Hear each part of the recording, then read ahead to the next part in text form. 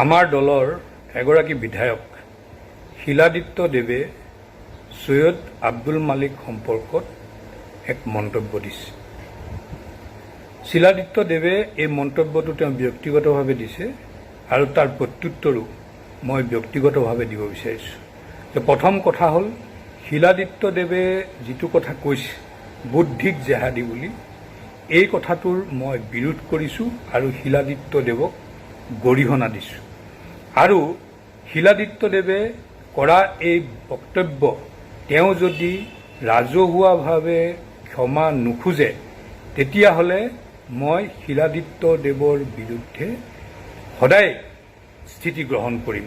শিলাদিত্য দেৱে এই বক্তব্যৰ বাবে তেওঁ ৰাজহুৱাভাৱে অসমীয়া জাতিৰ ওচৰত ক্ষমা বিচাৰক। কাৰণ সৈয়দ আব্দুল মালিক অসম সাহিত্য সভাৰ সভাপতি, অসমৰ গল্প উপন্যাসকে আদি কৰি একজন সাহিত্যিক হিচাপে অসমৰ প্ৰতিগৰাকী অসমীয়াৰ আপোন সৈয়দ আব্দুল মালিক।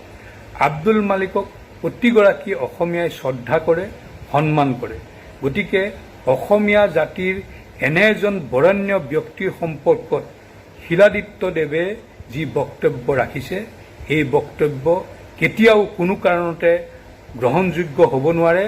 এই বক্তব্যৰ গৰিহণা দিছোঁ আৰু শিলাদিত্যই ৰাজহুৱাভাৱে ক্ষমা খোজক। মই অসম সাহিত্য সভাৰ প্ৰতিও আহ্বান জনাম। অসম সাহিত্য সভাৰ এগৰাকী প্ৰাক্তন সভাপতি সম্পৰ্কত শিলাদিত্য দেৱে যি বক্তব্য ৰাখিছে, সেই সম্পৰ্কত অসম সাহিত্য সভায়ো এটা ব্যৱস্থা গ্ৰহণ কৰক।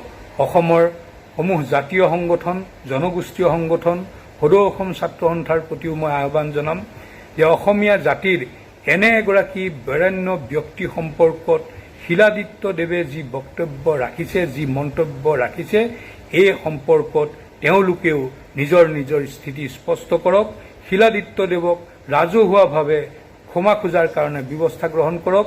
আৰু বিশেষভাৱে সৈয়দ আব্দুল মালিক হৈছে অসমৰ খিলঞ্জীয়া জনগোষ্ঠী, গৰীয়া জনগোষ্ঠীৰ সৈয়দ বংশৰ এগৰাকী ব্যক্তি। গতিকে এই গৰীয়া মৰীয়া দেশীসকলৰো বহুবিলাক সংগঠন আছে। সেই সংগঠনসমূহেও শিলাদিত্যৰ এই বক্তব্যৰ সম্পৰ্কত নিজৰ বক্তব্য স্পষ্ট কৰিব বুলি মই আশা কৰিছোঁ। মই মোৰ স্থিতি স্পষ্ট কৰিছোঁ। শিলাদিত্য দেৱে ব্যক্তিগতভাৱে আব্দুল মালিক সম্পৰ্কত যি বক্তব্য ৰাখিছে, সেই বক্তব্যৰ মই বিৰোধিতা কৰিছোঁ আৰু মই ব্যক্তিগতভাৱে শিলাদিত্যক সকীয়াই দিছোঁ। যদি শিলাদিত্য দেৱে ক্ষমা নোখোজে, তেতিয়াহ'লে ইয়াৰ পৰিণাম শিলাদিত্য দেৱে ভুগিব লাগিব।